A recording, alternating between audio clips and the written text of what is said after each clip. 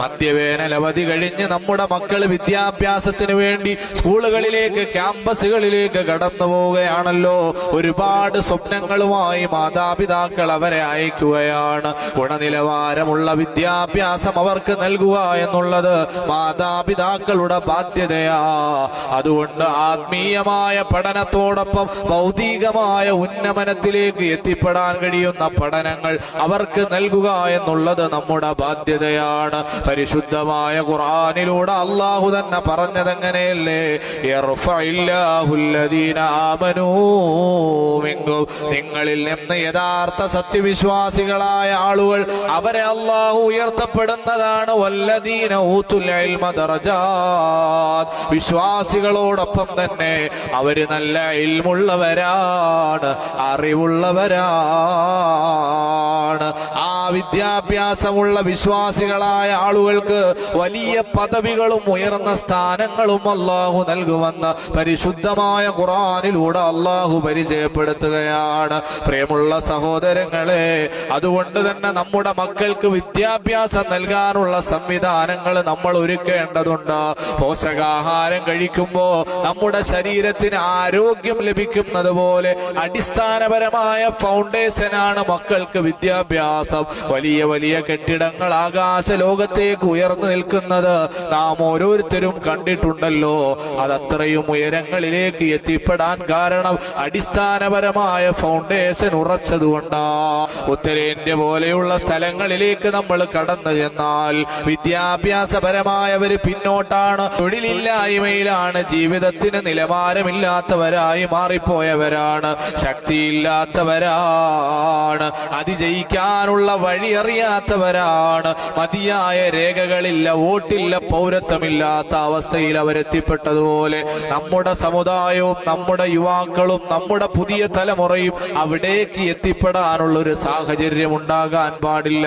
മഹാനായ ലുഖ്മാനുൽ ഹകീം റളിയല്ലാഹു അൻഹു തന്റെ മകനെ ചേർത്ത് പിടിച്ചുകൊണ്ട് നെറുകയിൽ തടവിക്കൊണ്ട് ആ മകനോട് പറയുന്ന രംഗം പരിശുദ്ധമായ ഖുർആനിൽ അല്ലാഹു പരിചയപ്പെടുത്തുകയാണ്. യാ ബുനയ്യ അഖിമിസ്സലാ, ഓ പൊന്നുമോനെ, നീ നിസ്കാരം നിലനിർത്തണേ.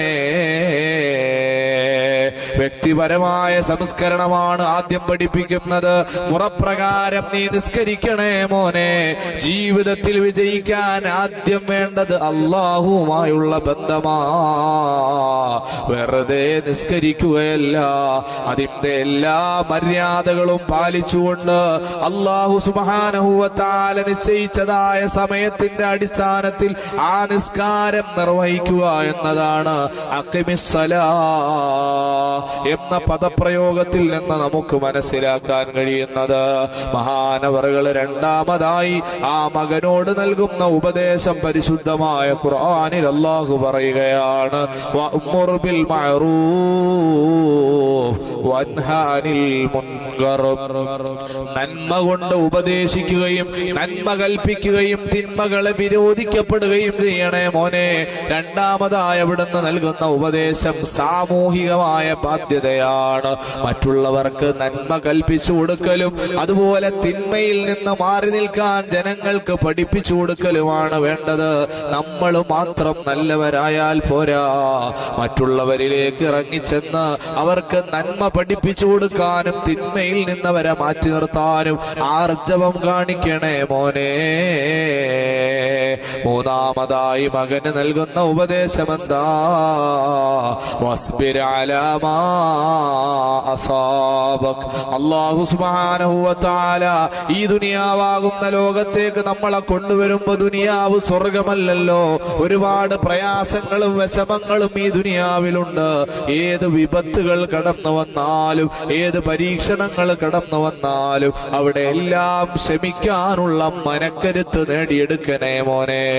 അതേ സമയത്ത് പ്രിയമുള്ള സഹോദരാ, ഇന്ന് നമ്മുടെ ചുറ്റുപാടുകളിലേക്ക് കടന്നു വന്നാൽ നമ്മുടെ മക്കൾക്ക് ക്ഷമിക്കാനുള്ള മനക്കരുത്ത് നേടിക്കൊടുക്കുന്നതിന് പകരം അവർ 10ാം ക്ലാസ്സിലെ പ്ലസ് വാങ്ങാത്തതിന്റെ പേരിൽ ആ മക്കളോട് മൂർച്ചയോടെ സംസാരിക്കുന്ന പിതാക്കന്മാരെത്രയാണ്, കാർക്കശ്യ നിലപാടുകൾ എടുക്കുന്ന പിതാക്കന്മാരെത്രയാ.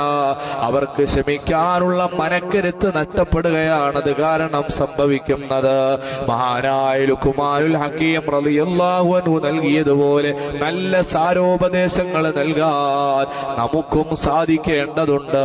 ഇമാം ഗസാലി റളിയല്ലാഹു അൻഹു പറയുകയാ, വലദുക റൈഹാനതു, നിങ്ങളുടെ സന്താനങ്ങൾ അത് സുഗന്ധമാണ്, സുഗന്ധ പുഷ്പമാണ്, റൈഹാൻ പുഷ്പങ്ങളെ പോലെ സുഗന്ധമുള്ളതാണ്. തശുമ്മുഹാ സബആ, 7 വയസ്സ് വരെ നിങ്ങൾ അവരെ വാരിപ്പുണർന്ന് കെട്ടിപ്പിടിച്ച് ചുടുചുംബനങ്ങൾ കൊടുത്തവരാണ്. വഖാദിമുക സബആ,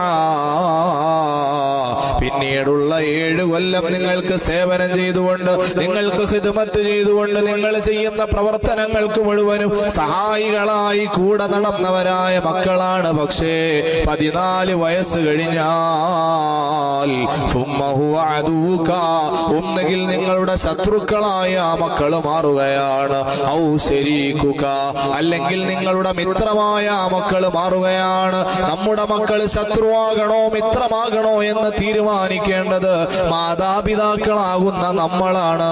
കാരണം ഹബീബായ മുഹമ്മദുർ റസൂലുള്ളാഹി സല്ലല്ലാഹു അലൈഹി വസല്ലമ തങ്ങൾ പറയുകയാണ്, കുല്ലു മൗലൂദിൻ യൂലദു അലൽ ഫിത്ര, എല്ലാ മക്കളും ഭൂമി ലോകത്തേക്ക് കടന്നു വരുന്നത് പരിശുദ്ധമാരായിട്ടാണ്, ഒരു തിന്മയും ചെയ്യാത്തവരാണ്. കണ്ണുകൊണ്ട് ഹറാമ് കണ്ടിട്ടില്ല, ഹറാമ് കേട്ടിട്ടില്ല, അവരുടെ പ്രവർത്തനങ്ങളിൽ ഹറാമ് വന്നിട്ടില്ല, പരിശുദ്ധരായി കടന്നു വന്ന മക്കളാണ്. പക്ഷേ ഫഅബവാഹു യുഹവ്വിദാനിഹി, അവരുടെ മാതാപിതാക്കളാണ് അവരെ വഴികേടിലാക്കാൻ ഒരു കാരണമായി മാറുന്നത് എന്ന് മുത്തുനബി സല്ലല്ലാഹു അലൈഹി വസല്ലം തങ്ങൾ പഠിപ്പിക്കുകയാണ്. പ്രിയമുള്ള സഹോദരാ, അല്ലാഹു നമുക്ക് നൽകിയ അമാനത്താണ് നമ്മുടെ മക്കൾ. അവരെ സൂക്ഷിക്കലും അവരെ കൈകാര്യം ചെയ്യലും അവരെ ശ്രദ്ധിക്കലും നമ്മുടെ ബാധ്യതയാണ്. മർമ്മപ്രധാനമായി അവർക്ക് വേണ്ടി ഒന്ന് പ്രാർത്ഥിക്കാൻ നാം ഓരോരുത്തരും ജീവിതത്തിൽ സമയം കണ്ടെത്തണേ. ഇന്ന് ഒരുപാട് മക്കൾ വഴികേടിലേക്ക് പോവുകയാണ്. മാതാപിതാക്കൾക്കാണെങ്കിൽ അവർക്ക് പ്രാർത്ഥിക്കാനുള്ള സമയവുമില്ല. പരിശുദ്ധമായ ഖുർആനിലൂടെ അല്ലാഹു പഠിപ്പിച്ച മഹിതമായ മനോഹരമായ ഒരു പ്രാർത്ഥന കാണാം.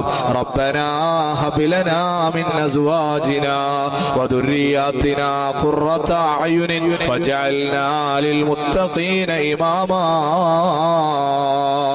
എത്ര മനോഹരമായ പ്രാർത്ഥനയാണ്.